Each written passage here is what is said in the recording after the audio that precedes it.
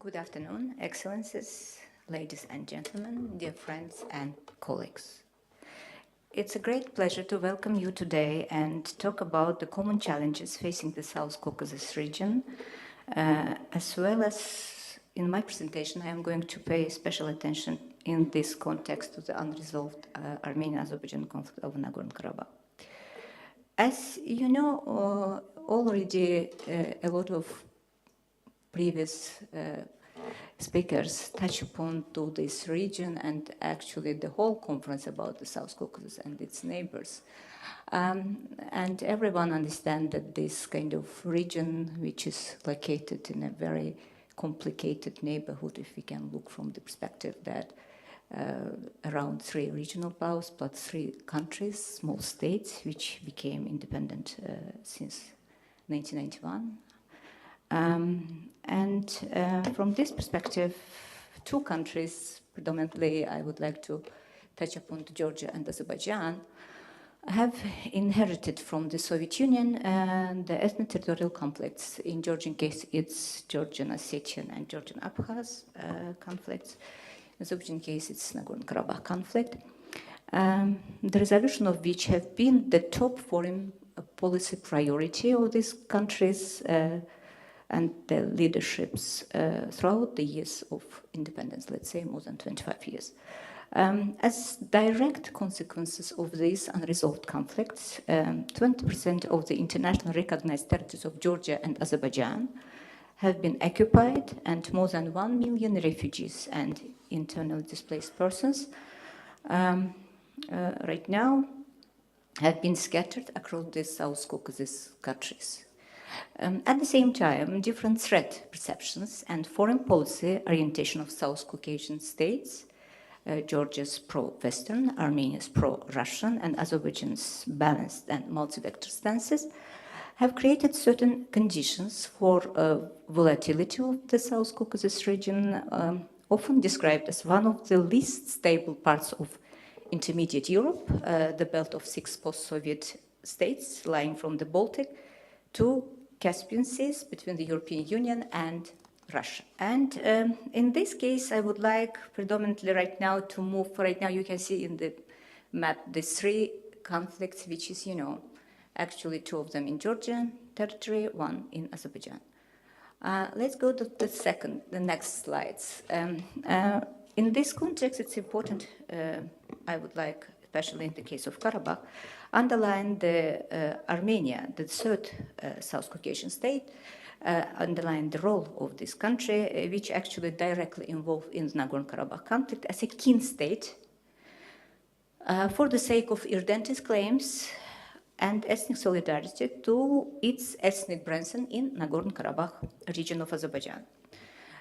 In this case, it's important to also touch upon to the issue that with the overall support of Republic of Armenia, the Armenians of Nagorno-Karabakh seized not only almost entirely the territory of former Nagorno-Karabakh Autonomous Oblast, which is in the red piece in that map, but also 7 adjacent districts, Lachin, Kerbajar, Aghdam, Jabrail, Fizuli, Gubatli, and Zengilan, these 7 kind of colorful pieces within the map, which are located, as you can see, outside of the territory of former autonomous region. And at the same time, today, Republic of Armenia remains the guarantor of the security and of this self-proclaimed so-called Nagorno-Karabakh Republic and Kayar, and providing overall assistance in military, political, diplomatic, social, and economic areas. At the same time, the influential Armenian diaspora backs the NKR through the tangible financial and information support. And thus, this breakaway region, if you can call it kind of a puppet extension of Armenia, at the same time, which is not actually recognized by any state, including Armenia.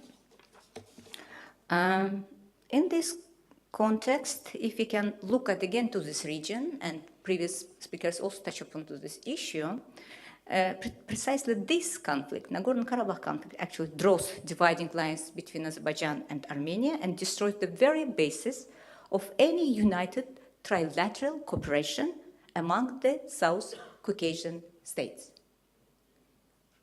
this is, I think, very important to look. We never ever think about that that's possible, because this conflict destroys all of these bases. It's impossible.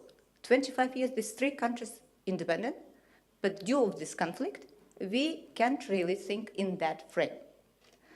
And from this perspective, if we can see that, despite the fact that more than 25 years ago, Armenia, Azerbaijan, and Georgia have regained their independence, there are no regional structures to allow the governments of the states to discuss the issues that affect the South Caucasian region as a whole due to this unresolved conflict. I think this is the reality, and it's important at least to recognize that we are in this reality more than 25 years. Okay, at the same time, let's see what we have right now. In which stage we are in this conflict in 2017. As you can see, that the reality is not very good in the way that, we have a situation in the Armenian-Azerbaijan front line devoid of any peacekeeper force is rather tense.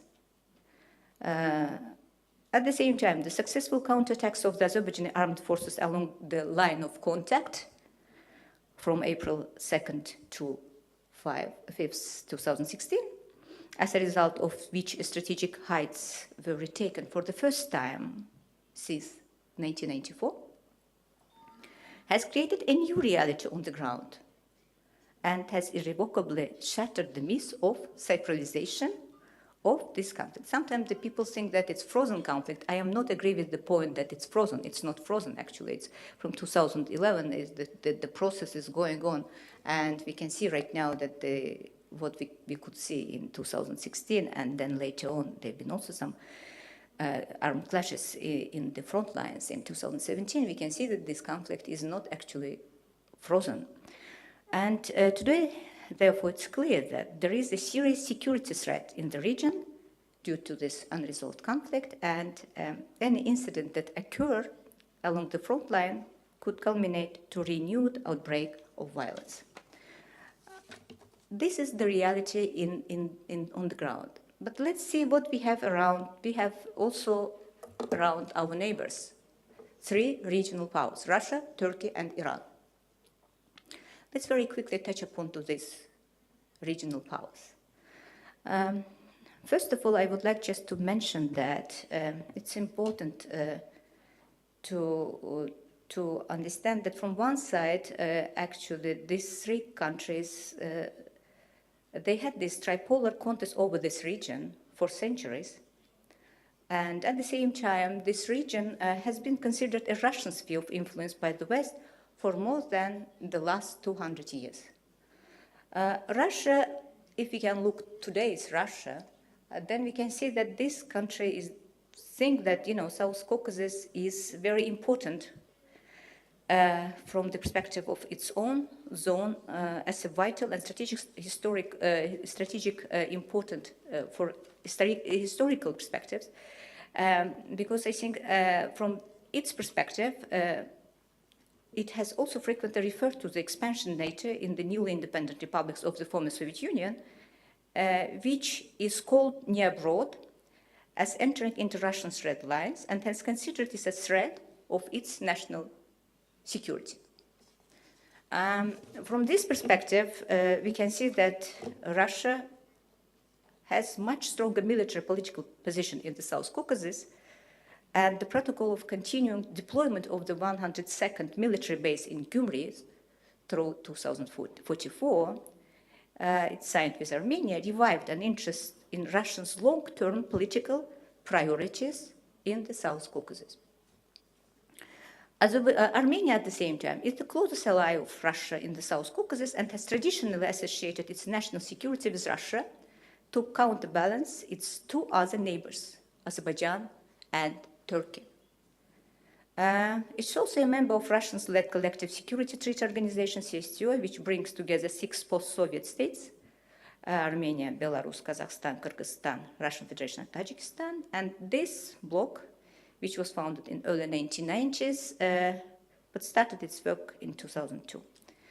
At the same time, it's important also to touch upon, if we are looking from this perspective, that The recent development, like establishment of joint Russian-Armenian air defense system, a joint group of Russian and Armenian military forces in the Caucasus region, as well as appearance of Russia's Iskander missile systems at the military parade in Yerevan to mark the 25th anniversary of Armenia's independence on 21st September 2016, are the recent dangerous developments which have already spurred a new arms race in the South Caucasus. And let's move to Turkey. I think it's also our colleague from Turkey very eloquently mentioned about the role of Turkey in this region.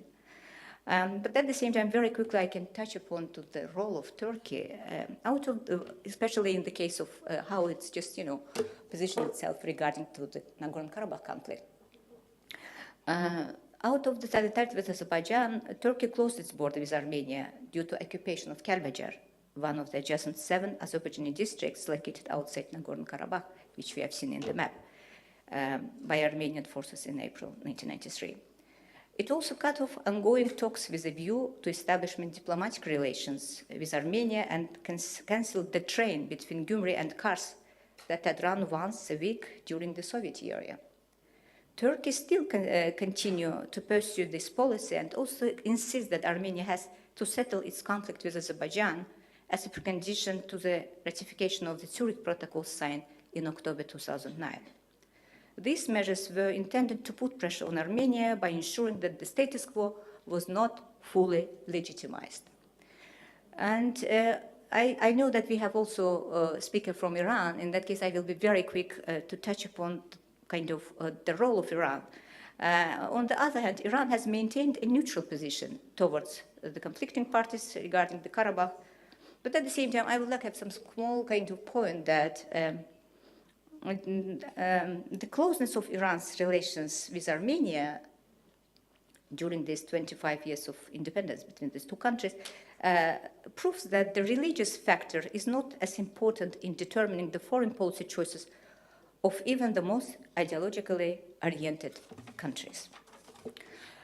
Let's go to the, how many minutes do we have? No minutes. Then I can just summarize, because about mediation everyone knows very well. Let's go to the last point, the ways out of deadlock. Okay. The current status quo, we understand, is no longer satisfactory, and a huge gulf of distrust separates the opposing parties. It's apparent that this once forgotten conflict could now culminate in a new outbreak of violence leading to further armed clashes. Therefore, what we should do in order to at least stop this process and to move in a positive way in order to bring the parties to some kind of settlement. I think that there may be 2 very important elements I can just propose, and that idea is already also proposed by other experts, international and local. First of all, I think that it's important, as you can see from this slide, a significant political and diplomatic commitment from 3 co-chairs of the Minsk group in order to unlock the current paralysis of the negotiation process and mitigate potential risk of renewed violence. And I think that there may be one of the good ideas, because it's 2017 and almost 25 years already left from the time when actually in 1992 it was supposed to have the Minsk conference, which should be convened that in that time in order to come to some kind of solution to the conflict. And maybe perhaps it's time to really convene this conference at the level of the foreign ministers of all members of the OSCE Minsk group. And this ministerial could be tasked with evaluating the work done so far over the past nearly 25 years, right now more than 25, and towards a comprehensive peace agreement. But at the same time, within this framework, maybe substantive discussions, which Azerbaijan is talking every time, that we should really start to move forward with substantive negotiation. That will be also very useful fora in order really to start to think about outstanding issues, including the return of Baku's control of territories adjacent to the former Nagorno-Karabakh status, international security arrangements, return of displaced persons, and other very important issues. Thank you very much.